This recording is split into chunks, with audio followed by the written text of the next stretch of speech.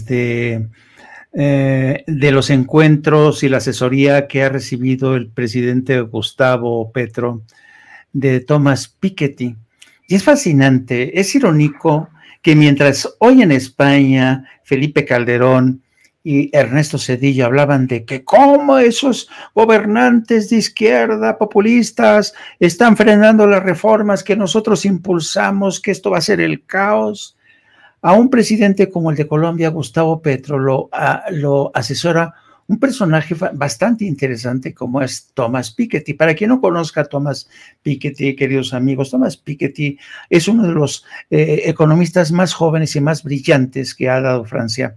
Y durante toda su vida, Thomas Piketty estudió la economía y era uno de los grandes defensores del liberalismo, del capitalismo, pero Piketty se percató de que el capitalismo había entrado en una fase tan feroz, que es la del neoliberalismo, que era necesario dar un paso hacia atrás. Y es así como ahora este economista, uno de los más conocidos y respetados, ahora defiende que, ¿saben qué? Esto que se llama viva el socialismo. Es una reconsideración de sus propias tesis. Él dice que es necesario que el capitalismo o el neoliberalismo dé marcha atrás, se le mantenga a raya, porque realmente el daño que ha hecho es increíble. Así es que es interesante, ¿no? Este matrimonio de Piketty con Gustavo Petro en Colombia, fascinante lo que está pasando. Y ya no quiero seguir abusando, pero sí, no quisiera dejar de preguntarle, querido diputado. Hemos hablado hoy del tema del secretario de Gobernación, Adán Augusto Hernández López, o López Hernández, y francamente ha habido los focos y las baterías, sobre todo, están apuntando en su contra. Últimamente hemos visto cómo desde las páginas editoriales del periódico Reforma se le van al yugular, dicen que es un secretario de Gobernación rudo, que está amenazando, se le empiezan a hacer campañas negras para tratar de vincularlo con el crimen organizado, pero al mismo tiempo el secretario de Gobernación ha demostrado ser un muy hábil gestor político, pero además con una inteligencia política, yo diría, destacada. ¿Qué reflexión hace usted de lo que está pasando con el secretario de Gobernación? ¿Por qué lo están atacando de repente? ¿Por qué lo ven como un objetivo útil desde las páginas del Reforma y desde algunos columnistas? Porque está logrando los consensos, Jaime, para avanzar con reformas constitucionales que no son nada sencillas por el requerimiento de 2/3 partes en Cámara, en Senado y después 17 legislaturas locales. Ahora está recorriendo los congresos de la República, de las entidades federativas, para exponer las razones por las cuales los diputados locales deberían aprobar esta reforma en materia de Guardia Nacional. Es muy interesante porque no solamente se trata de una convicción ideológica o de partido, sino que además está teniendo la gran cortesía de ir a cada recinto parlamentario a explicarle a los representantes del pueblo de las entidades federativas por qué razón deberían aprobar la reforma. El 99.9% del mérito de la aprobación en el Senado por las 2/3 partes es del secretario de Gobernación. Te digo, desde la Cámara de Diputados vimos con mucha preocupación, con mucha tristeza, cómo en el momento en que aprobamos la reforma constitucional en materia de Guardia Nacional y se turna la minuta al Senado, lo primero que hace el coordinador parlamentario de nuestro partido, de mi partido en el Senado, Ricardo Monreal, es decir, no tengo los votos, y al día siguiente convoca a un intercambio de estampitas del álbum del Mundial, en lugar de ponerse a operar para conseguir esos votos. Entonces tuvo que llegar el refuerzo del secretario de Gobernación y algo que nadie esperaba se logró.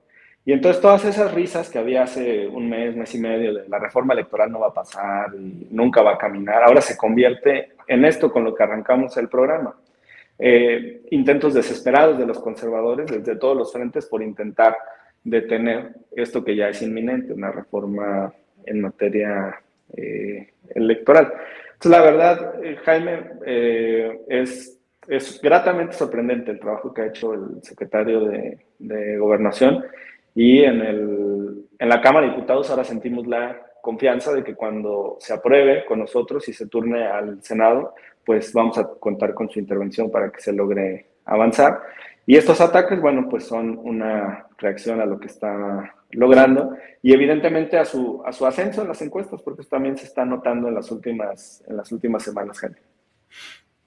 Pues efectivamente, yo coincido con usted. Yo creo que más del 90% de la aprobación en el Senado fue obra del secretario de Gobernación, porque parece ser que Ricardo Monreal, santo cielo, cómo escamoteó el apoyo, cómo, ¿no?, nos quería escamotear ese respaldo. Lo bueno es que llegó al rescate el secretario de Gobernación y lo hizo bastante bien, y pues sí, no hay otra forma de entender que este gran operador político está abriendo camino al consenso necesario en todos y cada uno de los congresos estatales. Yo creo que lo va a hacer muy bien.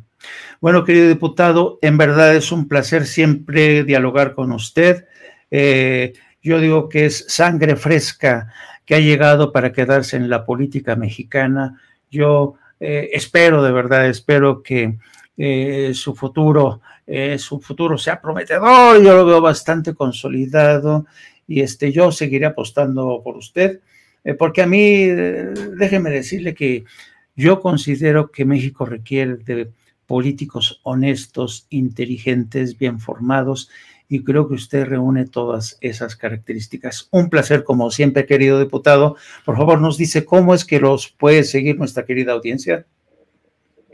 Muchas gracias, Jaime. Orgullosos de pertenecer a la bancada de Morena, de apoyar a la Cuarta Transformación, el proyecto del presidente, y de pertenecer a este relevo generacional en el que varios legisladores estamos impulsando, intentando darle dinamismo a la Cámara particularmente.